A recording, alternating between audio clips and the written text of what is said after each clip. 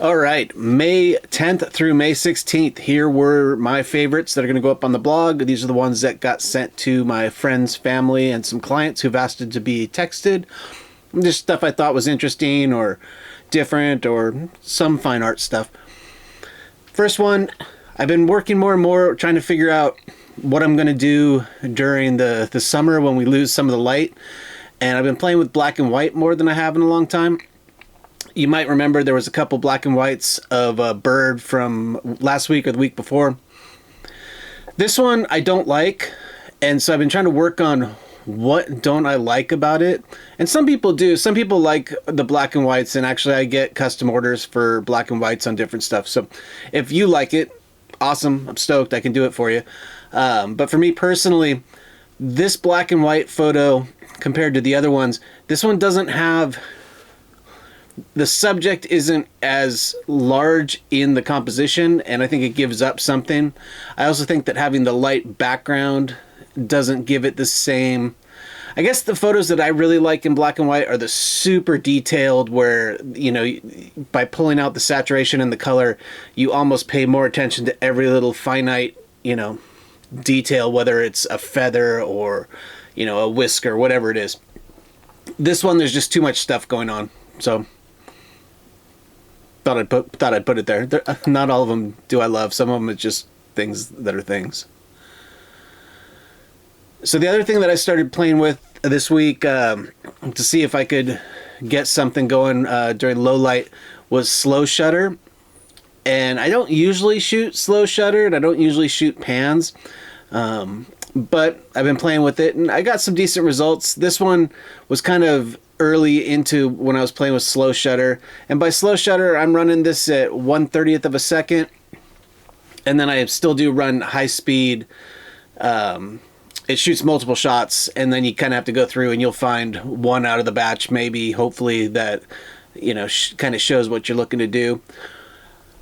I didn't love this one enough to really put any extra effort into it. The other thing that slow shutter does is it exposes every little piece of debris that you have on your lens, which for me tends to be a few. You know, usually with the faster shutters, maybe it's not as obvious, and you can go in and most of my posts, I do a little bit of color stuff in Lightroom, and then I'll use the clone tool in Photoshop to get rid of that stuff. It's another one, kind of same idea. I was working to see, now this bird's offset, but I was trying to figure out if I could get not just a pan, but like a, you know, almost a zoom pan. And I really didn't have the best luck with that, but it's kind of what I was trying. I was trying to get a bird to come head on to see if I could be pulling out a zoom at the same rate as the subject, and then maybe get... you know, kind of a concentric, or the pan motion going into a singular point. Again, not a great example of that, but that's what I was trying to achieve. Another pan. It is kind of amazing. This one I liked. What I was gonna say before I interrupted myself, it's kind of amazing how much light you do capture, or how much color you capture even in low light. So by slowing that shutter down, you know, really able to get details that I don't feel like were necessarily all there under just sort of the gray dull light. This particular shot is going to be 130, and then it's got a pretty decent aperture for me, which is going to be at, let's see, it's either 9 or 13. This shot is... Why can't I find it? Oh, it's 8. So I was wrong. So this one's at 130 for a shutter, f8, and then ISO of 100. This, I think, gave this had enough contrast in the focus and in the pan and the slow shutter to really make this shot work. I probably would crop it down a little bit from this full-size crop for prints, but this one's viable for me, I think. I liked it. A exhaling humpback. The humpbacks have started to stay around a little bit more. We've had some additional bait fish in the area, which is nice. I still, every time I see any part of a rostrum on a humpback, I'm excited. It's just still fun to get that shot. And then this one in particular, I sort of liked how the spout is segmented or staged or broken apart here with kind of this, you know, up and down, up and down. And the color was nice. It was a nice day out there. These black skimmers are obviously one of my favorites. I've been doing it a lot the last few weeks, so if you've been watching this, you've seen them. Combination of the unique behavior, being able to capture that motion, which I really like to do, and then their coloration, you know, the distinct black and white with the orange. You know, they really lend themselves to these photos. This one with the green, I really enjoyed the blue and the green. This one doesn't have a huge trail of water or anything that you can see, but the colors gave it an extra thump to it. Here's another example of the black skimmer skimming. This one, it had thumped down a little bit more and come back up. You can see with the big spray behind it. I always love spray and stopping motion. Same thing here. This one was fun. You can see the layer of water over the head as it sprays up over its back and shoulders. Some nice spray behind it. Some spray underneath here under the body. The background's kind of cool too. The gulls are just sort of doing gull things, but there's a couple black skimmers in the background as well. Another shot, same motion, same spray. You just maybe a little bit more distinct as the water breaks off of its the center of its body. These two, I had never seen anything quite like it. I didn't know that ducks, I mean, I assume everything competes, but I just hadn't seen it really. I thought that mallards in particular mated for life, so maybe it's just this is only until they get established. I don't know. But there was a female mallard, and then these two, the one that's got its head being bit, he seemed to be the one that was new to the situation. He chased the female around, and then this other one grabbed him and repeatedly dunked his head underwater while like paddling in a circle. It was this pretty chaotic. You know, you can see the water splash, and I've seen a lot of stuff. I've never seen that. It was kind of funny. Nobody got hurt. They both flew away. Here's another look at it. I can't tell if it's got a hold of the feathers on the inside or if it's got a hold of maybe the actual skin. Either way, I don't think I would be super stoked. And then frankly, I don't shoot ducks all that often, but I hadn't really ever noticed this purple color flare in the feathers. And so that was nice. And on this shot, you see some details in as it's wet from its wrestling battle. Once the wrestling battle was over, the winner just kind of hung out, and the female came back. Spotted sandpiper. Here's another morning of trying some pan shots, and I was getting some results that I liked better. So here's a cormorant, and you can see the pan over. I've got a lot of these shots in faster shutter, where I like that detail of kind of the reflecting water and all that contrast. It's a little different here in the pan shot. Obviously, you know, you're not getting the locked in detail, but it's also harder to see that lateral movement from like a true pan, but it is there.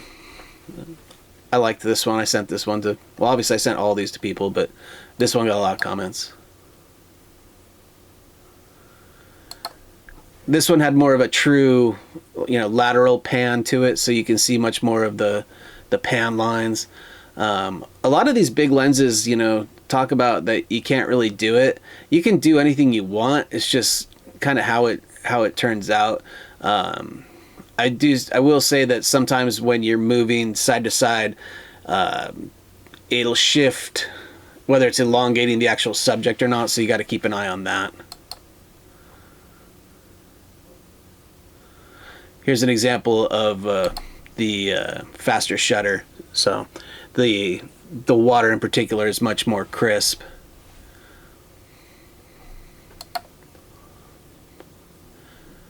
Another pan, just as an example.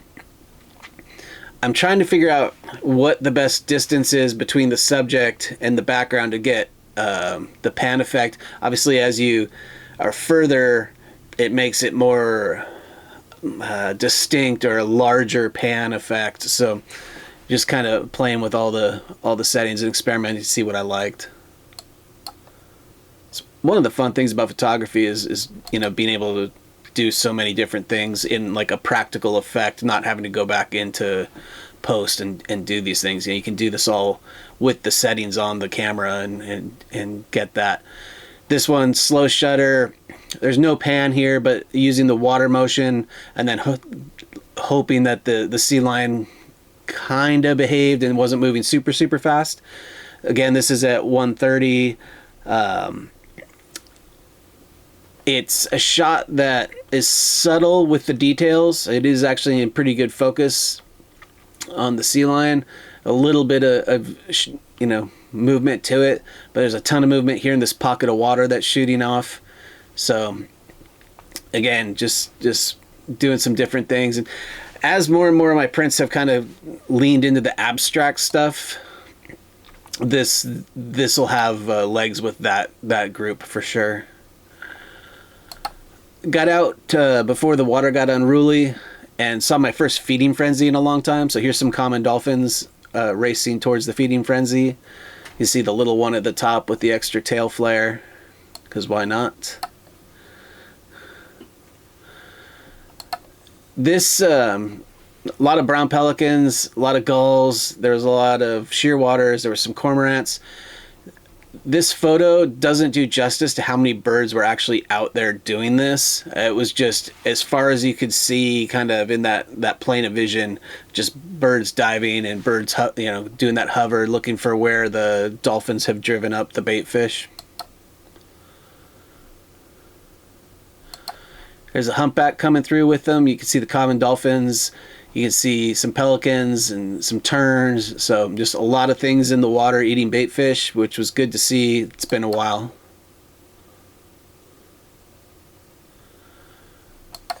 Any look again at the rostrum of a big whale, I'm always excited on. This guy I did miss. It had two big lunge feeds, but the swell blocked it to where I couldn't quite get a shot that I liked out of it.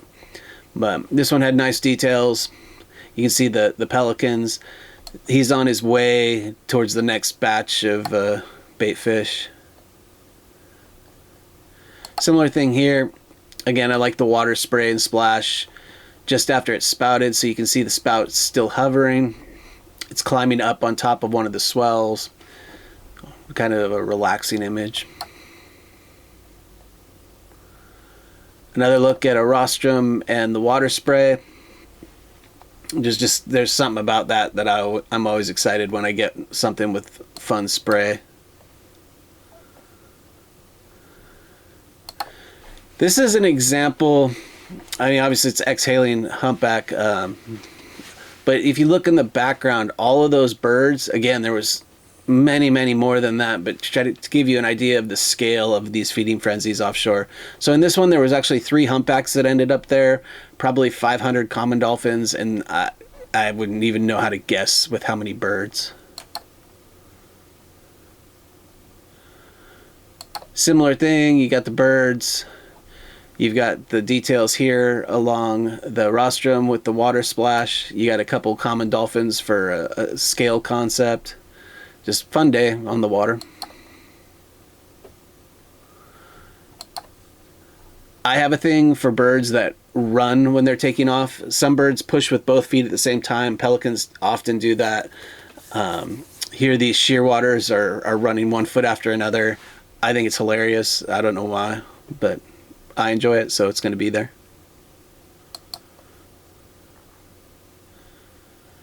And yeah, that wraps it up for that week of 510 to 516. If you are interested in any of the camera settings, particularly on the slow pan stuff, and you're on my website, scroll down. The settings are beneath all the photos. If you're on a video hosting site watching this, I will have a link to my website underneath. Jump over to my blog, and I look forward to doing this again next week.